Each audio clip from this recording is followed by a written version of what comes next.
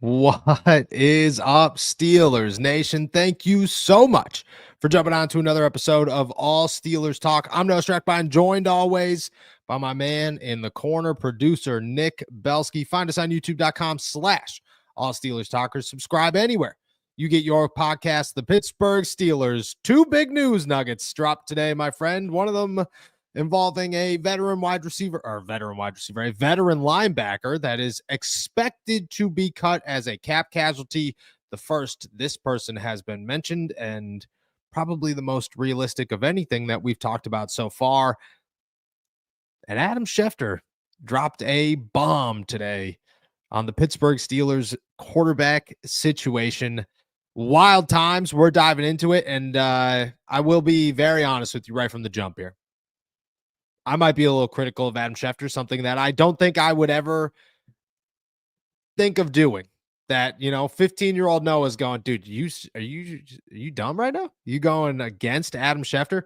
We're going to talk about it here in a little bit. It's a beautiful day here in the city of Pittsburgh, even after I started my morning by opening a protein shake, putting it down, not putting the top on it, and then without looking at it, grabbing it and giving it a good, and it went all over the place. That is how I started my day at 6:15 this morning.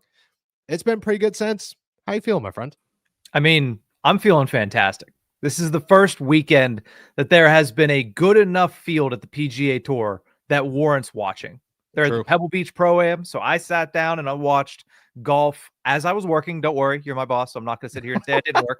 I worked, got my work done, but I had the PGA on in the background and got to see Rory McIlroy dunk a hole-in-one on a par 3, which is always making me feel like, okay, warm weather is coming, even though I know it's going to get pretty cold again in February. Yeah, no doubt about that. Definitely going to get cold, but you have to enjoy these times. My in-laws showed up last night and for my to give me a birthday present, which my birthday is not today, so nobody wish me happy birthday. And they gave me a Three Lakes golf course gift card, and I was like, oh, I immediately got the tingles. We're here, man. We're almost back. We're almost back. That Rory, to watch that in person, actually, that's a good moment. That's a good moment. So that's pretty sick. I'm glad that you got to experience that. I do know that we have one news and notes to get things kicking. We'll dive into some quarterback talk and some linebackers in a minute here, but I'm going to toss it to you to start this show. So everybody's obviously starting draft talk. Everybody's starting mock draft season. Obviously, the Steelers contingent is down at the Senior Bowl, and a lot of the biggest names in mock drafting have no idea where the Pittsburgh Steelers are going. But there is a little bit of a theme with three of the biggest names. Mel Kiper has the Pittsburgh Steelers taking Emeka Egbuka.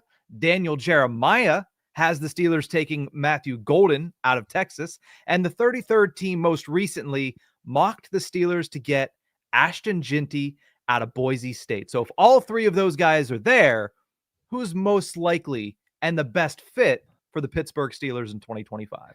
Yeah, I'll go backwards here because I think that's the best way to do this, is to explain who is last on the Pittsburgh Steelers list and then who is most likely first on the Pittsburgh Steelers list. Now, we'll have to explain hypotheticals in this situation, but if things worked out the way the Pittsburgh Steelers hope they do, this is how I see this going down. Number 3 on this list is Matthew Golden. I get it.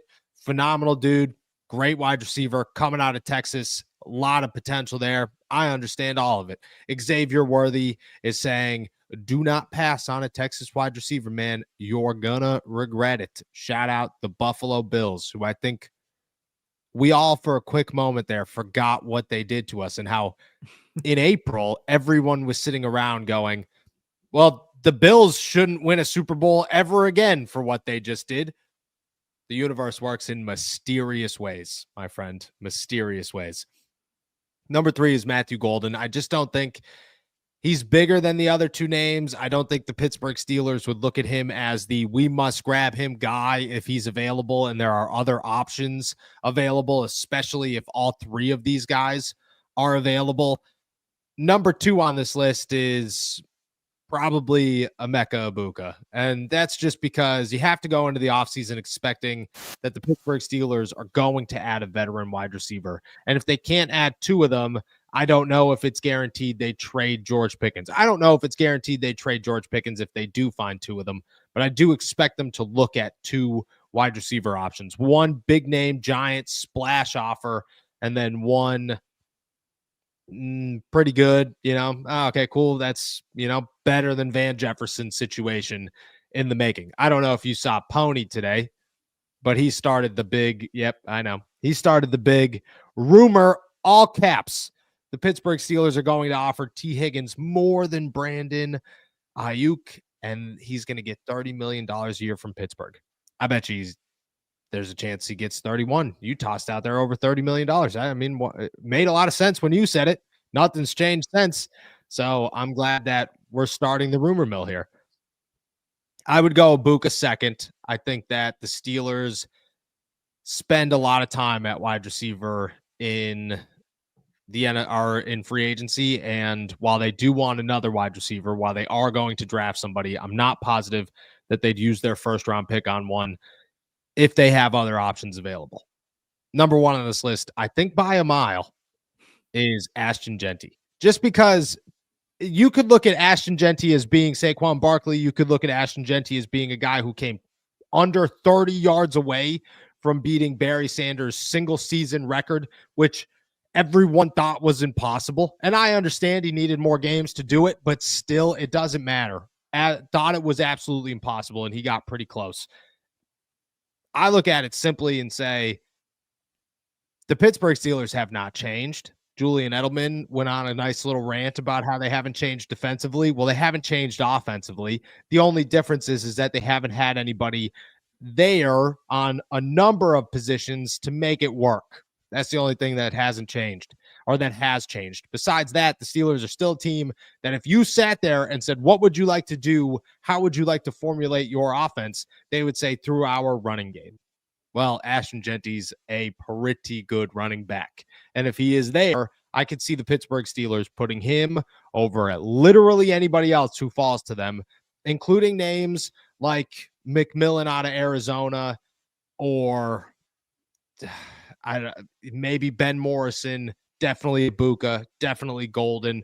These bigger other positions, Steelers are going Ashton Jeanty. This is a fix the offense type of offseason. They're going to fix the defense, but this is a we can't ignore it any longer fix the offense type of offseason. And they're not going to be able to do it at quarterback, so they're going to have to do it at running back. Ashton Jeanty is by far the best name available. It doesn't matter how loaded the draft class is, they would go Ashton Jeanty. Do you feel any differently? No, I think they'd be different if it was like if Ashton Jeanty wasn't the number one running back in this draft class, and we were talking about, is it Caleb Johnson? Is it Omarion Hampton? Is it one of the guys from Ohio State? If that's the case, I think you're looking more towards this wide receiver class. I think you're looking more towards even a Luther Burden over some of those running backs if you get them in the first round. But with Jeanty, and I know a lot of people are saying, well, he did it, he did it in the Mountain West, but he also did it with a Mountain West offensive line. Yeah. Let's not forget that. And let's also not forget that even though he got the rock a lot of times against Penn State, he was very good. His ability was still shining through against Penn State in the playoffs. So I think the fact that Jeanty is one of those running backs that it's not just the best of this draft class, but the best we've seen in a long time, in a handful of years at that position, a position of need for the Steelers, that he is definitely going to be, as they do, at the top of their board when it comes to their pick. If he gets to their pick, he gets to their pick, I would just imagine Jeanty's going to go earlier. But if he doesn't, I agree with you. The Steelers are going to have that guy ranked top 12, top 15, maybe in the draft. Like when they sit down and they go through every single one of their pick. If we were first, who would we pick? Travis Hunter. And it's hilarious that other teams will be like, I don't know, Shadur Sanders, I don't know, Abdul Carter. Travis Hunter by a mile. And then it would be Abdul Carter, and then so on and so forth. I would bet Ashton Jeanty's name is pretty high on that board, on that list. I agree with that one. I think any three of these names would be awesome. So far, the first round drafts have been pretty good. unfortunately for the Steelers. I think Troy Fautano got mocked to them, like twice last offseason? Yeah, so we're getting there. We're getting there. Let's talk some quarterbacks. That is the one everybody wants to talk about. That is the one everybody shows up for. That's the one everybody's waiting on an answer for.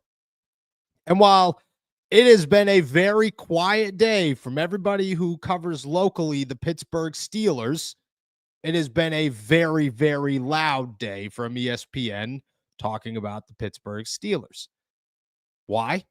Because Adam Schefter dropped this little nugget about good old Russell Wilson. Quote, Pittsburgh has expressed an interest in bringing him back. And I think we start there because they've got first dibs on the guy.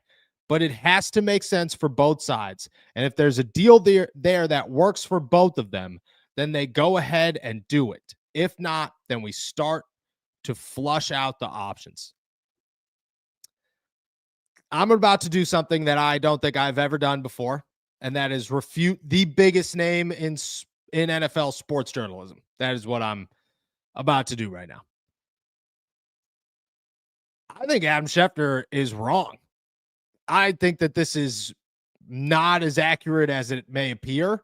And just like Russ saying we've had early conversations, I think Adam Schefter might be getting a little bit of nuggets or two, a little nugget or two from Russ's team saying there's been interest expressed. What is that interest? I don't know. It could be a little bit. It could be, yeah, we're interested. Why wouldn't they tell them they're interested? Why wouldn't the Pittsburgh Steelers sit there and say, we have had thoughts of bringing you back? We have had those thoughts. Yes, we are interested in the possibility of you returning to the Pittsburgh Steelers. That is something that we are interested in. Why wouldn't they?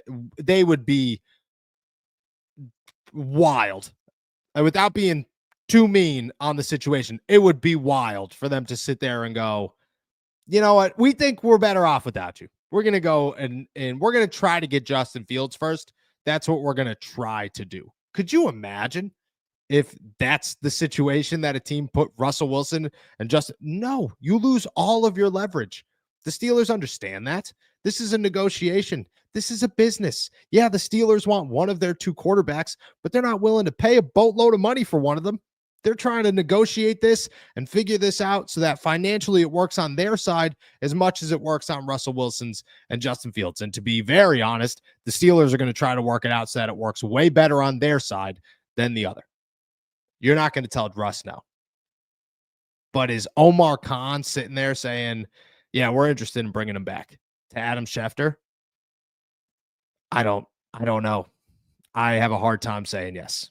I have a hard time believing the Pittsburgh Steelers is where this report came from, and it's not Russell Wilson's team.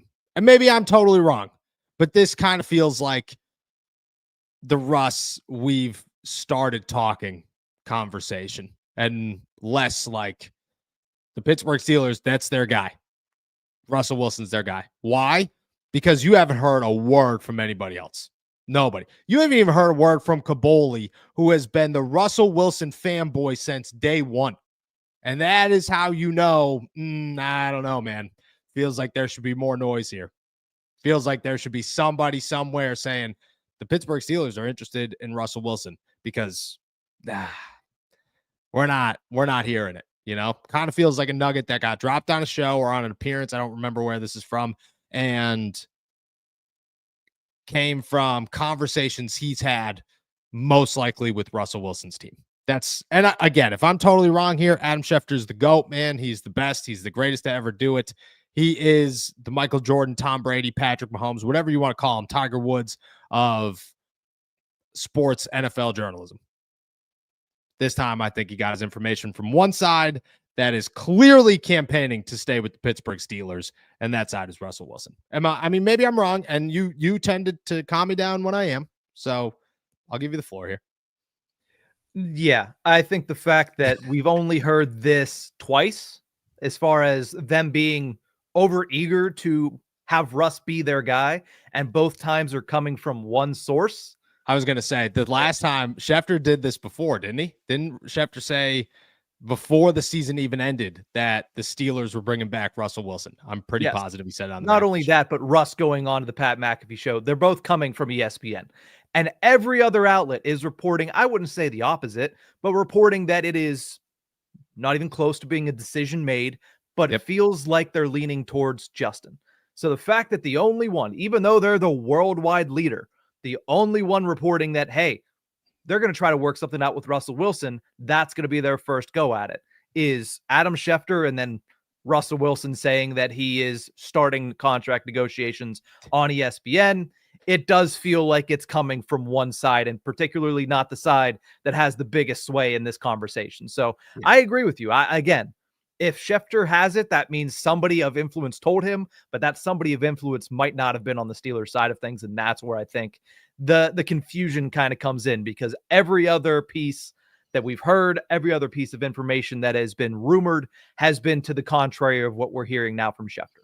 Yes. And my other side of this is, where is this from? This is from, he said it on Get Up. All right. Yeah. So Get Up's a bigger one. I hear that. I definitely hear that. I feel like if it's, and this is wild to say, but I feel like if it hasn't been presented in a tweet or in a story, that Schefter, that this is just a nugget, this isn't true. This isn't reporting. You're not confident in this enough to say, I'm putting this out there. I'm going to leave the bread trail or the breadcrumb trail. This is, I was asked a question and I said something, If we get a story here, there's a significant difference between me sitting here talking to you and letting you guys know what's going on, and me writing a story with the word sources at the start of it, because that's okay, this is real. Kind of feels like it's just a nugget that got dropped, and exactly what you said. What side of the coin did Schefter get it from?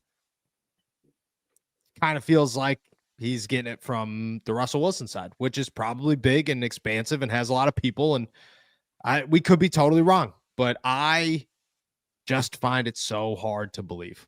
So hard to believe. Go ahead.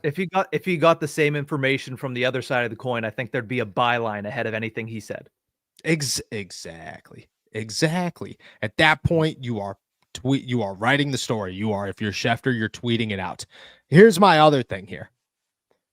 Is it makes a lot, and again, this could be totally wrong, but it just seems to maybe. There's no chance Russ doesn't want, to some degree, an opportunity in Vegas. I'm not saying that's his top choice. I'm just saying, just like the Pittsburgh Steelers are talking Justin Fields and Russell Wilson and his team fully understand it's the Pittsburgh Steelers or the Las Vegas Raiders. Situation's got to be, this is a business. This is not Ben Roethlisberger retiring or becoming a free agent after 16, 17 years with the Pittsburgh Steelers. You've been here for 6 months. You don't have that. I don't care how many times you've gone to the Children's Hospital and how big of an impact you've made on this community. Shout out Russell Wilson. The dude is phenomenal. Blessing of a human being. You're not gung-ho on the Pittsburgh Steelers enough to say this is not a business. This is personal. No, it's a business. And Russ's people have to be smart enough. Russ's agent has to be smart enough to understand that if the Pittsburgh Steelers look like they're interested, the Raiders are more interested. And the Raiders are going to offer bigger money. And the Raiders are going to do this. And the Raiders are going to do that. That's how this happens. That's how this works. If the Raiders start thinking they don't have a shot, Russ's market goes up. And again, why not? Why not make that phone call? Why not shoot that text message over? The fact that you're not writing it means that there's not enough there. It's not strong enough. That's how I look at it. So yeah. Funny enough, and this is just an aside, because when you were sitting there thinking and talking about, from Russ's side, when you're looking at the Raiders versus the Steelers, the one thing I will say is Russ wants to play, and he said several times this year, I want to play till I'm 40. I mean, whether or not that's actually how long he ends up playing, that's a different discussion. There's obviously different factors, but if I'm Russ's team, I would look at it and say, which team is more likely to tank and be in a position to replace or to draft your replacement? Probably Vegas. Like, Steelers are more likely to not be able to draft your replacement because the Steelers have not been in position to draft a starting quarterback in 20 years. They pushed to do it in a year that they shouldn't have with Kenny Pickett, but outside of that, they have not been in position to draft a replacement quarterback one for whoever's the incumbent. So again, if you're sitting there and you're Russ's team, you're saying, well, where are you least likely to get replaced? It's probably Pittsburgh, because Vegas, as we've seen, has been trying to replace quarterbacks year over year over year for the past half decade. That part I agree with you. That part I agree with you, which is probably why the conversation, and maybe why the conversation went, yeah, they've expressed interest, but Russ, his first choice is the Steelers. That's why they get first. That he can sign there first. Yeah, exactly. So I do. I mean, I'm interested to know where it came from. Nothing's changed in my head. This is still Russell Wilson is number 2 to Justin Fields, but there's no guarantee Justin Fields wants to come back. And that's what we're waiting on. Justin Fields is on top of some mountain somewhere, enjoying life. If you've been keeping up with his Instagram stories, and I'm sure he's got no care in the world, because that's the best part. Justin Fields gets to come back down from that mountain and be like, dude, there's got to be 4 teams that want me, including the Pittsburgh Steelers. Like, I'm gonna be a starting quarterback somewhere. It's no big deal. Like, I'm chilling. It's the end of January. It's warm where I am. Meanwhile, Omar Khan's down in Mobile, Alabama, thinking I got to come back, fire coaches, and figure out my quarterback situation. Got to be stressful times. It's got to be, and it's cold here. It's got to be stressful times. All right. What else is going to be stressful is the Pittsburgh Steelers figuring out their salary cap situation. They currently have just over $52 million to spend. That's according to Over the Cap. They have many ways to add to that situation. We've talked Larry Ogunjobi, who would add about $7 million. We've talked Cole Holcomb, who would add just under 8. We've talked Isaac Seumalo, who would have, I think it's 10, something like that. Some big number, but nothing big enough, crazy enough to actually make a difference. We've decided on that one, that one might not make sense right now. Plus, he's going to a Pro Bowl. How wild is it that the Steelers have 7 Pro Bowlers, should have had 8, if TJ didn't back out, on a team that lost 5 games in a row and looked awful by the end of that season? I mean, we talked about this off air. How many different people did they have to go to before they landed on, say, a Russell Wilson? How many people did they have to go through before they landed on Isaac Seumalo, who does have a track record, but did not have the best of seasons? Like, at this point, and I think it was JJ Watt who said, can we just start calling it the Participation Bowl? Because Pro Bowl doesn't quite seem to fit based on what it was when we were younger versus what it's turned into now. No, I mean, if the second that the NFL breaks even at the Pro Bowl for the first time is the second that game finally goes away. That's what this is. So maybe we just have to, I don't know. Guys like it. They get big bonus checks for it. So shout out to them. But yeah, I think it's hilarious that I've seen the memes all day. It's like Josh Allen, Lamar Jackson, Patrick Mahomes, Justin Herbert, all these, CJ Stroud, all these names. And then it's like, made a Pro Bowl? No. And then it's Russell Wilson, just like, yes. I'm just like, okay. How we got here, man. I bet you Justin was next. Justin had to be pretty close on that list. Maybe they'd call Mason Rudolph and say, you played 4 games. You want to go to the Pro Bowl? That'd be awesome. That would be awesome. Shout out to the Pittsburgh Steelers who are at the Pro Bowl. Let's talk some linebackers, some salary cap situation. The $52 million that the Pittsburgh Steelers currently have, they're going to need to increase it. They are. You can't go into the offseason with as many needs, especially a quarterback that you have if you're the Pittsburgh Steelers looking to add to your defensive line, add a corner. You're probably going to add at least 1 wide receiver that's going to cost probably $30 million a year, plus another wide receiver that's going to cost $20 million a year. That's maybe 15, depending on who you get.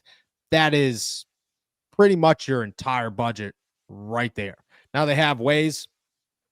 They're going to extend TJ Watt most likely. That will lower his cap hit in 2025. They can move around Alex Highsmith's deal again. They can move around Minkah Fitzpatrick's deal one more time just to make it a quick signing bonus here. Here's the $24 million or whatever you're supposed to get paid. You get it today instead of spaced out throughout a season. Oh boy. They could probably work out a deal with either one of these quarterbacks where year 2 is much heavier than year 1, and that saves them a little bit of money. And then you have the Larry O's, then you have the Cole Holcombs, then you have everybody else. Well, the biggest name that they could probably cut is Preston Smith, who carries a $13 million cap hit against them this year that is washed if he does not sign with the Pittsburgh Steelers, or if the Pittsburgh Steelers move on from him, I believe before June 1st. According to Tony Pauline, happened. Quote, on Tuesday, I was told by people close to the situation that Preston Smith will be a cap casualty and is expected to be cut by the Pittsburgh Steelers. Smith, a 9-year veteran, signed a 4-year, $52 million deal with his former club, the Green Bay Packers, in 2022. The Packers traded Smith to the Steelers in November last year for a 7th-round pick. His cap number, the final 2 years of his deal, is projected to be around $27.5 million.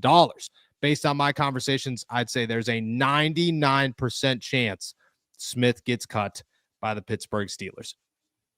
For starters, easy to see this coming. No surprise here. This is not a name that I thought was sticking around. He didn't do enough in year 1. He was a 7th round. We'll trade you because we could get rid of you after this year. Maybe you help us win a Super Bowl trade. That's what the move was. Now you clear up $13 million. And I've had this piece of hair sitting right here on my nose the whole time, just tickling me the whole time. You save $13 million. You're going to go young at defensive tackle. You're probably going to draft another outside linebacker or something of that nature late in the draft to make up for that final spot. If not, bring back Jeremiah Moon. He did totally fine as your number 4, sometimes filling in as a number 3. I just feel like the options are there, and it is not Preston Smith. $13 million, that's what you'd save. That brings you to 65. That's a huge jump. Huge jump. You get rid of Larry O. You potentially move on from Cole Holcomb, which I think is up in the air, probably leaning towards staying, but up in the air. That's another $7 million, just under 8. So you're at $72.5 million, somewhere right there, $73 million. You could do a lot with that number. You could figure out a lot of things, especially if you only have one massive contract coming. I could see it happening. Is there any way you disagree? No, I mean, everybody knew this was coming since the day they traded for him. You're not going to keep a 4th string outside linebacker for $14 million. And you look at what the Steelers have and why the Steelers brought him in, because a lot of people, that'll be their next question is, well, if they were going to cut him, why would you trade a 7th-round pick for him anyway? Look at the season the Steelers were having. Alex Highsmith was in and out of the lineup. Nick Herbig was in and out of the lineup. There were times where Jeremiah Moon was starting at outside linebacker. And this is a team that their success on that side of the ball is predicated on the success of their outside linebacker room. So the fact that they got down to Jeremiah Moon starting certain games, they knew they needed to add some pieces, especially because as the season goes on, you see what happened. TJ Watt started to get banged up and things of that nature. And if you got to the point where you needed to start somebody, you'd be more comfortable starting a veteran that has 10+ sack season on his resume like Preston Smith than you would be with a guy like Jeremiah Moon. So that's why they did the trade in the first place. But at the same time, everybody knew that the future is still TJ Watt. The future is still Alex Highsmith. The future is still Nick Herbig going into his 3rd season. The future is not Preston Smith, who is a 9-year vet and was a good pickup for them at the deadline, but not worth $14 million going into 2025, and certainly not worth the $13 to $14 million that he's going to cost in 2026 as well. No, and look at I 100% agree. That's where you're here. You got to go young. You got to reshape it. You have your pieces. Preston Smith is a dude who will go somewhere else and be a Melvin Ingram. He will be a reliable number 3, maybe a number 2, like next to a TJ Watt or a lesser TJ Watt or something of that nature, where he gets to start. I also think that, yeah, he played pretty well in Pittsburgh, but he didn't play replaceable. And Art Rooney dropped a big one, okay? During his press conference, he said it clear as day, we have to shore up the run defense, which means shore up the front 7. And you need a youth movement on the defensive line. That doesn't mean TJ or Cam or Alex Highsmith. It means everybody else. That's what that means. It means we can't have Dean Lowry's and Preston Smiths being our reliable backups. We need people who could grow into something and be something great, because that's how you find the James Harrisons. That's how you find the Nick Herbigs. That's how you find the Alex Highsmiths and the I don't know who else is really just killed. At one point, Javon Hargrave, who's also a 3rd-round pick. Like those types of guys, that's where you find them. And the Steelers will have to do that somewhere else. Preston Smith is going to be a cap casualty. I would be shocked. What you think that they're going to do what they did last year, though? Like, do you really think that they're the second that it opens, they're just, here you go, everybody's gone, see you later? Yeah, why Last waste year, time?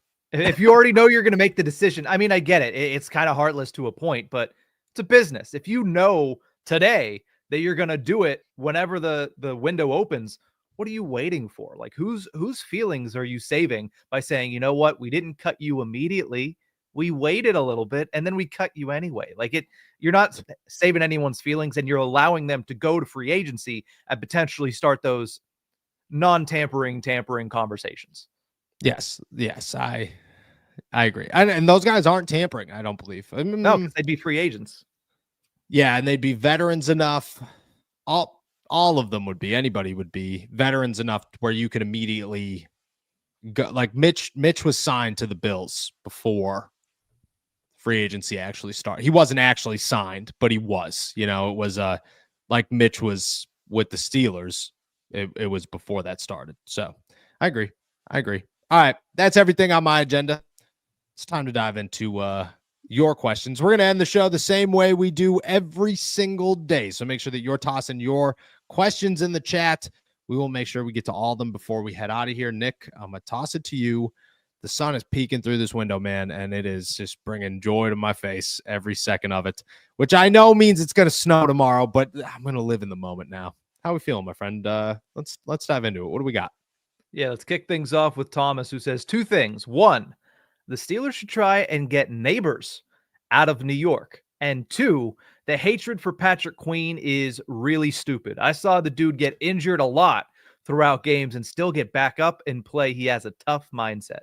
Yeah. Okay. So Neighbors, they should go get Malik Neighbors, but they're not gonna. I mean, it's impossible. Yeah. The New York Giants are never going to give up that guy. Not right now. In 2 years, maybe you have a shot at him, but he's a second round pick. So at bare minimum, or he's a second year first round pick. So at bare minimum, you got to give up the 5th pick in the draft. I don't think it's going to happen. Plus, they're going to look for a quarterback like Justin Fields. So they're going to want a Malik Neighbors there to catch the football from him. That one's not going to happen. On the other side of this, though, I think PQ did struggle in his first year, but I also think that your best option is Patrick Queen. I don't look at Patrick Queen as a guy you move on from. I don't look at Patrick Queen as a guy who you replace or didn't do enough or whatever. I look at Patrick Queen as a dude who didn't have the greatest first year, definitely dealt with a number of injuries. Like I saw him barely able to move at times this season, and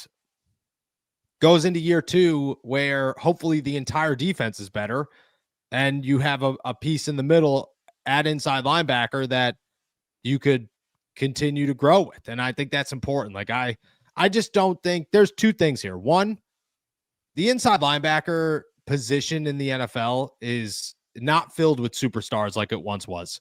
And 2, I don't think you're going out there and getting anybody with more upside who's younger and who's already a year into your defense than Patrick Queen. I just feel like he's the option, and you just got to hope for a better year 2.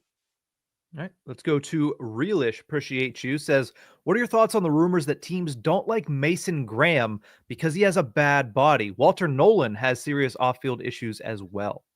I haven't heard either of these, to be honest Mason with you. Graham's going to be a top 10 pick. Whether he has body issues or not, he's going top 10.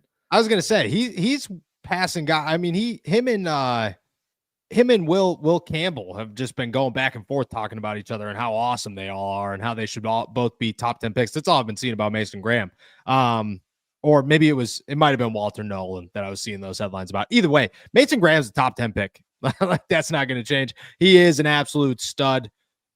I haven't seen anything about his body. I don't care if he's the loosest looking guy out there. He makes plays, crazy plays, and that's very okay. The best part about offensive and defensive linemen in the NFL is that they are all super fat. Okay, super fat, but they're all super fat, and like you look at them in the right light or something, and you're like, that dude's got a 6-pack. He's got a full 6. I could see a glimpse of it. Like it's not like you being home being like, dude, if I stretch all the way up here, you could see an ab. No, it's like a legit 6-pack. on a man who needs to eat 6,000 calories a day. That's what it is. It's nuts. So Mason Graham, dude, even if he's loose, who cares? Walter Nolan, have you heard the off-field stuff? I have not. No, I have not heard anything. No, I haven't either. And he's a dude who's climbing into like the top 10 range, top 15 range too. I would expect Walter Nolan to go pretty high. I don't think the Steelers have a shot at either of them. I haven't heard either of these rumors though. So hopefully that means they're not true. Let's go to Ricky, who says, what do you think about Warren splitting carries with Trevor Etienne out of Georgia? Could probably pick him up very late, and he's only 20 years old. I mean, Trevor Etienne, brother of Travis Etienne, you got to at least give it a shot, right? Like you're going to hope for a James Cook situation. That's what James Cook was, what, a 5th round pick? He was later, but I don't know. He was later. I mean, he was definitely not early. And people did not look at James Cook as the next franchise running back of the Buffalo Bills when he was drafted by the Buffalo Bills. So third round or second round pick. Sorry, 63rd over. What? Yeah, was he really? Compensatory. Yeah. That's crazy, actually. All right. Shout out James Cook, man. Shout out James Cook. Proving me wrong the whole time. If you could get him late, I mean, I don't hate it. I think the Steelers should draft 2 running backs and have their backup / starter next to Jaylen Warren and then have their third guy. I could see Trevor Etienne more as a third guy. All right, let's go to the next question here. Do you think if they sign Fields, there's a chance that they trade for DJ Moore? I do think there's a chance. Yeah. If his compensation's low enough, like if you could get him for a 2nd round pick, 3rd round pick, I think you could make that happen. He's like 28 years old, something like that. He's still got 2 more years on a deal that pays him just under $30 million a year, I'm pretty sure. I mean, I'm not going to rule it out of the realm of possibilities, but with Keenan Allen gone and you have Roma Dunze, but you're probably going to want that other guy. So I don't know if the Bears are going to be looking to move on from him. If they are, the Steelers should call. They should definitely call. Let's jump down to Andrew Silva, who says, what does Cam do next season? I mean, I think he's going to, how do you not think he's going to be a monster? Like until Father Time catches him, I expect Cam Hayward to be Cam Hayward. That's what I learned this season is I'm not putting a time clock on the guy because I thought he was done this year and he was not. So shout out Cam Hayward, man. I expect big things. Let's go to Sam, who says, hey, Nick and Noah, hypothetically, if we do trade Minka and George Pickens and get a 2nd for each, would you like the Steelers to move up for talent in the 1st or stay put with 3 second-round picks? I would like to probably try and move up, or bare minimum, like try to move up for somebody better in the 2nd round. If you think that that's where you're looking, you could if you could get back into the 1st round and end up with a wide receiver and a defensive lineman, and then you go into the 2nd round where you still have a 2nd round pick, and because you're probably gonna have to give up like a 2nd and maybe a 4th or something to get into that early portion. Maybe depends on where you're at. If you have 3 2nd round picks, I think you could move just one of them in a later round pick and move back into the late first. If you can make that happen and you can walk away with a wide receiver and a defensive tackle, you could go get a running back in the 2nd round, corner in the 3rd, and you're good to go. That being said, I think the chances Minka gets traded are very, very slim. Like very, very slim. All right, let's go over to our good friend Carl Spackler, who says, hey, Nick and Noah, I don't think I've ever heard you guys mention or talk about him much, but what would your thoughts be if our next head coach was John Gruden? I mean, I met John Gruden one time. Okay. He was awesome. It was pretty awesome. I don't know where John Gruden stands with the NFL. There's a lot of stuff out there about John Gruden that I don't think the NFL really likes. Obviously, he was a scapegoat, but at the same time, it was all real that happened. So you got to take that into account.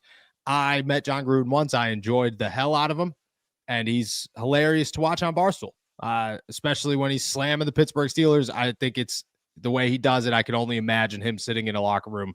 Yeah, I don't know. Mike Tomlin's also a big fan. So I don't think he'd be the next head coach. I don't know if the Steelers will have a next head coach in the next 10 years, but it's a real possibility. Tomlin's 52 years old. We got a while. But if we're talking maybe an offensive defensive coordinator, I do know Mike Tomlin is very close with John Gruden. Mm-hmm. A lot of the old guard is no longer in power when it comes to head coaches. I mean, Mike McCarthy's another name that got shut out.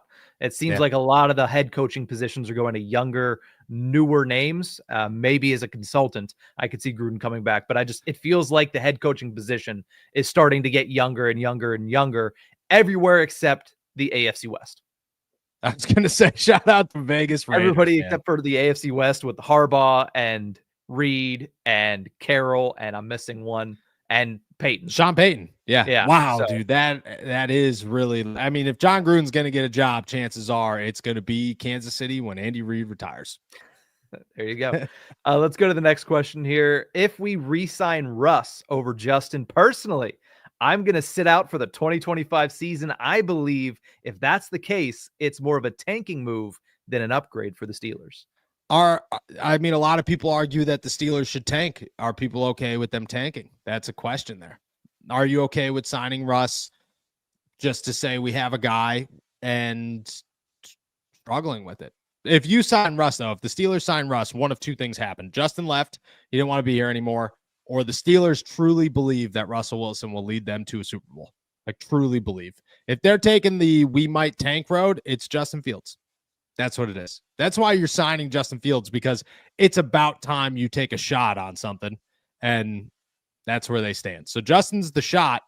Russ is the we got this. That's our guy, right? We're a Super Bowl bound. Won't happen, but that's going to be the talk, the expectation in Pittsburgh if that were to happen. We'd miss you though. Let me Soapy Nugget, man. You better come here, dude. You better come here. We can't not have Soapy Nugget popping up on the chat on a daily basis. Let's go to Unlimited Moonballs, who says, with us continuing to be a one-and-done team, are we closer to a Super Bowl run or to Tomlin's first losing season? Tomlin's first losing season. I like that's what it is. I think you're pretty evenly split between the two, but you got to be leaning Tomlin's first losing season. If a quarterback goes to, if Justin isn't the guy, okay, Justin really stinks. He's just not the dude. And that's the guy you bring back. That's all you are. You are one really bad quarterback away from not being able to do this.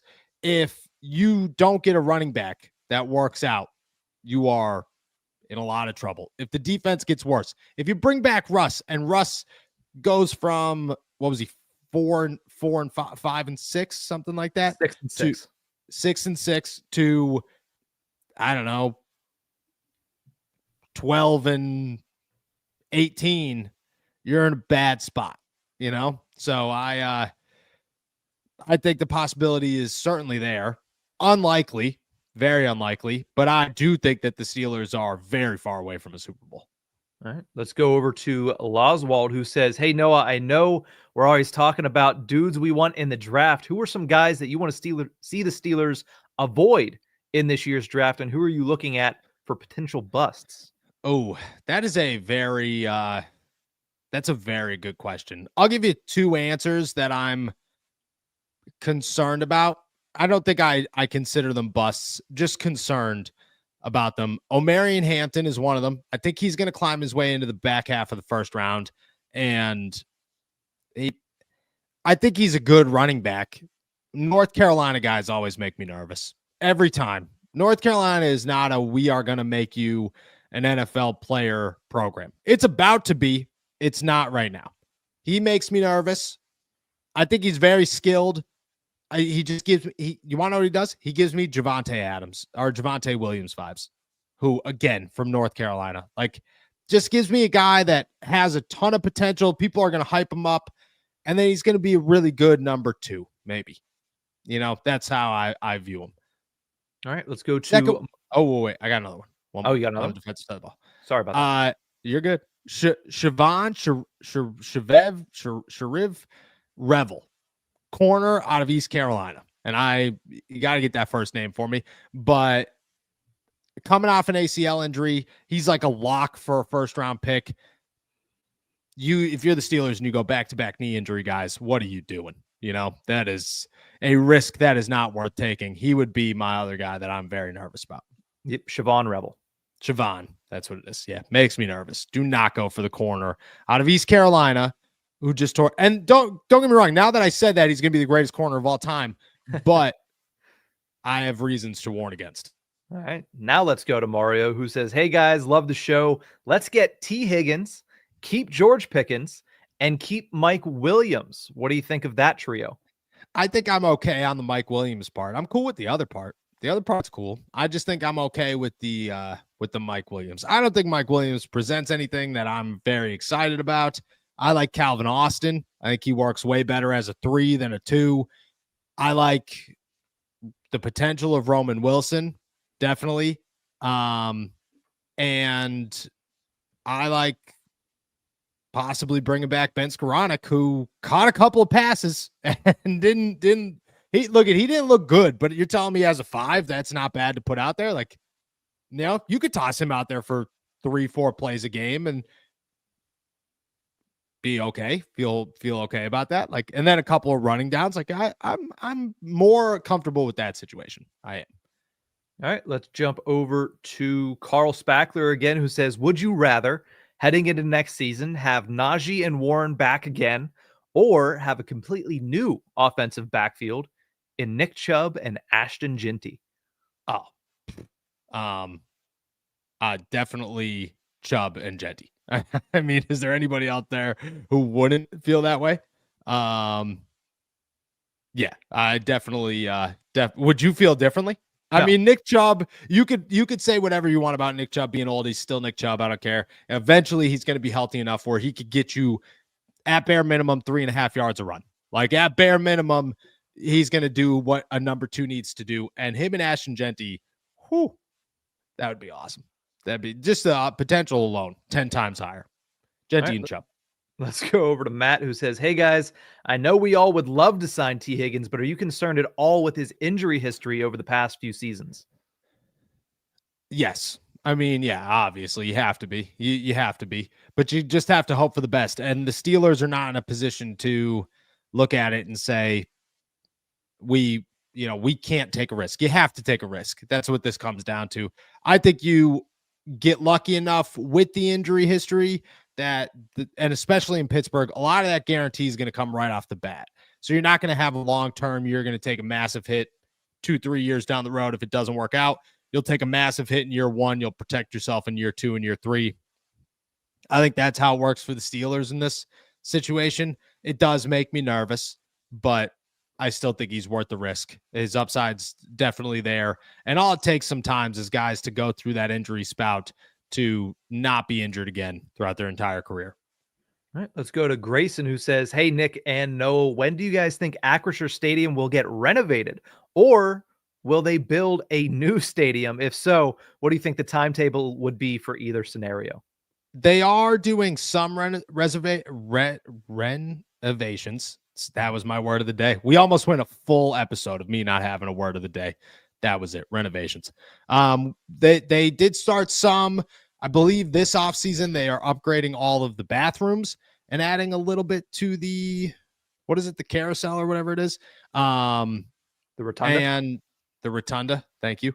So they'll do a little bit there. They won't move. Their lease is up 2030. I believe it's 2030. And from there, they will try to renegotiate. That's what they're going to do. But they don't have any intentions of moving. They don't have any intentions of tearing it down right now. It's in a good spot. If they were to ever change it, it wouldn't move. It would be right there. There's no chance they're going to leave that spot. No matter how much, I mean, the lease is going to keep going up. They're just going to keep paying it. Let's go to Logan, who says, "Thanks for talking about the finances. Which young player would you see the most take a huge step forward next year because you like them or because they'd have a big impact, whatever reason?" Roman Wilson is the very easy answer. Corey Trice is another good answer there. I think both of those guys have opportunities to really make an impact. And then the biggest one is Troy Fautanu, who was a starter by the time he got hurt, and you got to imagine he's going to be a starter and a key piece to this offensive line next year. So those would be my three to watch out for, all because of injuries, all because they have huge upsides, and I think they have a role in the Steelers somewhere or another in 2025. Let's go to Chris P, who says, which position do you guys think the Steelers will double dip in, defensive tackle or cornerback? I think both. Definitely both, actually. I don't think they'll double dip at either position in the NFL draft, but I do expect them to double dip at both. I could see Dante Jackson and a rookie, and I could see some veteran, maybe two veterans, and a rookie at defensive tackle. And I would expect those veterans, one of them is going to be a real old veteran, like just fill a spot with the starter. One of them is going to be a young, emerging. He's going to be the Nate Herbig of the defensive line, which is, you're going to look at that and say, what? And that was a good signing. That was good potential right there. That's what he's going to be for the defensive side of the ball. I would say they double dip at both. All right, let's go to J Chap's Snacks Review, who says, do you think we'll start to use Darnell Washington more next season? It depends on who the quarterback is. The Steelers were using a lot of Darnell Washington the first 6 weeks of the season. Darnell Washington was a dude to watch. That went away. So depends on the quarterback. If it's Justin Fields, yes. If it's Russell Wilson, no. How can you say that whenever Russell Wilson's first completion in a Pittsburgh Steelers uniform was to Darnell Washington? Yep, it was. How many came after that? I think zero. Maybe one. So I think one. So it's easy to find. If anybody's not going to be able to see over the middle of the field, but is going to be able to find somebody, it's 6'9" Darnell Washington. That's the guy you're going to find. All right, let's go to Shower Curtain, who says, would you consider 2 running backs and 2 wide receivers in this year's draft if you were the Steelers? I would consider 2 running backs. I don't think I'd consider 2 wide receivers. I think you have to go get a veteran.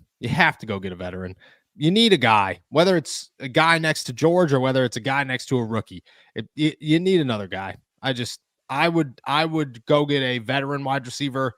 I would consider 2 running backs. I think a late round running back and a second or a third round running back make a lot of sense for the Steelers. Replace Cordero Patterson. And did you see that the NFL across the board progressed in kick return yardage and splash plays and the whole 9 on kickoffs this past season, except for the Pittsburgh Steelers, who went backwards. Yeah. I think it's time. I do think it's time that you go get another one and make him your number 3. Think that would work. I didn't see that, but it makes a lot of sense. You notice how after 3 weeks, Jaylen Warren got no more returnable kicks sent to him. It was all, what side's he on? All right, let's go left, kick left. That's what we're doing every single time. And it was like you were playing Madden and forgot to push the thing that makes you run faster. And you were just, why are you going so slow, man? Yeah. Shout out. Let's go to Vibin' with the Dogs, who says, happy birthday, Noah. Question. Would you bring back Dante Jackson, and how long and for how much? I'd bring back Dante Jackson on a 1-year deal if you could get it. I would say chances are you got to go 2-year deal.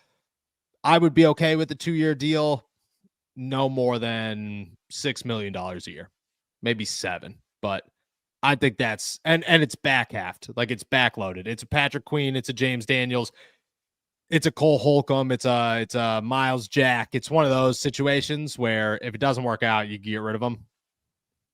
But I would be comfortable with the 2-year deal. I would bring back Dante Jackson. I think he's worth bringing back. Like, you're not going to get a corner early enough. You have too many other needs to fill that position.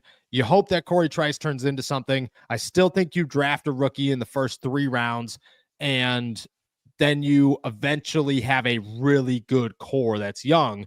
But Dante Jackson's a good veteran to have right now. All right, let's go over to Wes, who says, who is the best running back in the 3rd round this year? Oh, that's a good question. I think Caleb Johnson will go in the 3rd round, which could work. Who's the dude out of UCF that the Steelers are all over down at the Senior Bowl? He's climbing up draft boards. He could fall to the end of the 3rd because you got to remember the Steelers have the 21st pick in the 3rd round. That is not a good pick. RJ RJ Harvey, speedster. I think those two. I do think Caleb falls to the third round potentially. I don't think either of the Ohio State dudes do. And Ashton Genty, O'Marion Hampton, they're not gonna. I would say my favorite one potentially is Caleb Johnson. That would be the guy that I'm hoping falls to the third round. Yeah, the one name I'm keeping my eye on just because I'm curious as to what it's going to look like and where he's going to go throughout this process is Ollie Gordon out of OK State. That's I'm another wondering, one. He's an interesting name. He had a lot more heat on him a couple years back. He's kind of tapered off a little bit, but through this process, I feel like he's somebody who's going to test out well, and I feel like he's going to climb, but I don't know how far because of how little he was able to do on a bad OK State team this year and last. I agree. I could see Ollie Gordon as like this year's like a Will Shipley. That's who I could see him climbing to like the third roundish area. I mean, Philly got a stud there, so that'd be a good move. Ollie Gordon's a name, man. I forgot about him. Let's go to Roger Steeler. Appreciate you, Roger. Says, why not draft a dominant running back in round 1 and then Devontae Adams as your wide receiver answer? If Devontae gets cut and you want to sign him, great. If you want to keep George with them, perfect. I think at that point you could draft a running back in round 1, but the running back's got to get to you. There's only one guy in the first round that is guaranteed to be a first round guy, and that's Ashton Genty. If it's not him, you're taking a shot. You're taking a risk at these guys. I think you could find just as much talent at the beginning of the second round than the end of the second round. And if you're the Steelers, just wait it out. Like, what you don't want to do is reach on a running back. That is the worst position to reach on. You could reach on literally any other position and be like, okay, but there's justification for that. Running back is one where you just don't want to do that. Not in a draft where they're so loaded. That would make it even worse. All right, let's close it out with this one from J Chaps Snacks Review, who says, what's more overrated, Permane Brothers or Mike Tomlin? And let me say this first. Okay. I don't think you can call Permane Brothers overrated if you can't spell it. J Chaps, man, he did get you. He did get you on that one. I will, dude, Permane's is not overrated. It's not. You know what you're getting. Nobody ever tells you to go to Permane's and says, yo, this sandwich is going to change your life. They all say the same thing. Go to Permane's, dude. It's cool. You know, you want to make sure that you get a piece of it's Pittsburgh. That's the place you go. You know, go get some fries and some coleslaw on your sandwich from some old lady behind the counter who's been cooking on the same skillet since 1960. And you're like, yeah, hell yeah. Give me a sandwich there. It's not going to be fantastic, but you're just going for the experience. Mm-hmm. And I don't think Mike Tomlin, I don't even think we could say he's overrated at this point because he seems to be the guy that everybody hates right now. So there are a few people left saying, not even Rich Eisen, who was the guy that constantly, I'm a massive Rich Eisen guy, and I watched his show every single day. And for a long time, it was, oh God, dude, he's talking about Mike Tomlin. Here we go. And now it's like, yeah, Mike's got some questions to answer. I'm like, that we got nobody left. So I think this is split decision. I'm saying neither are overrated right now. That's what I'm saying.